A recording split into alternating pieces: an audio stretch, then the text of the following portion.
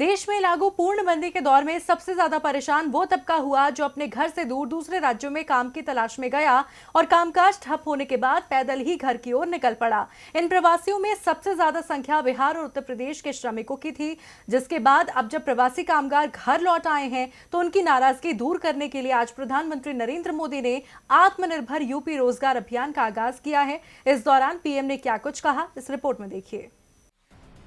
देश में स्वास्थ्य मुसीबत और पूर्णबंदी की वजह से करोड़ों श्रमिक अपने घरों को वापस लौट आए हैं।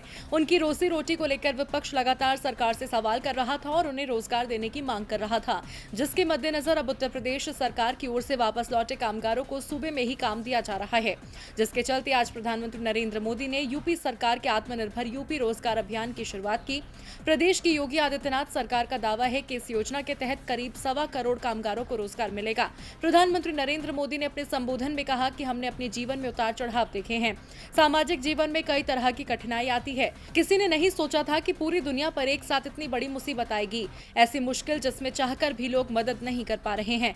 पीएम मोदी ने कहा कि हमें नहीं पता कि इस मुसीबत से कब मुक्ति मिलेगी। इसकी अभी एक ही दवाई है, 2 गज की दूरी। हमारी सरकार ने इस बीच गरीब कल्याण रोजगार अभियान शुरू किया है। इसी के तहत यूपी आत्मनिर्भर अभियान चला रहा है। पीएम ने कहा कि योगी जी ने मुश्किलों को अवसर में बदला है, इससे लोगों को काफी लाभ होगा। पीएम मोदी ने योगी सरकार की तारीफ करते हुए कहा कि आज जब दुनिया में स्वास्थ्य मुसीबत छाई हुई है, उसमें यूपी ने साहस दिखाया है।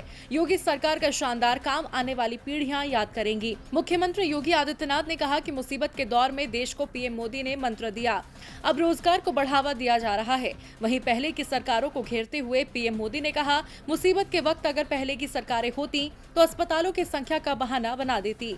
अब राज्य और केंद्र सरकार रोजगार को लेकर बड़े बड़े दावे तो कर रही है, लेकिन ये दावे कितने कारगर साबित होते हैं, ये देखना होगा। डीबी लाइव की रिपोर्ट।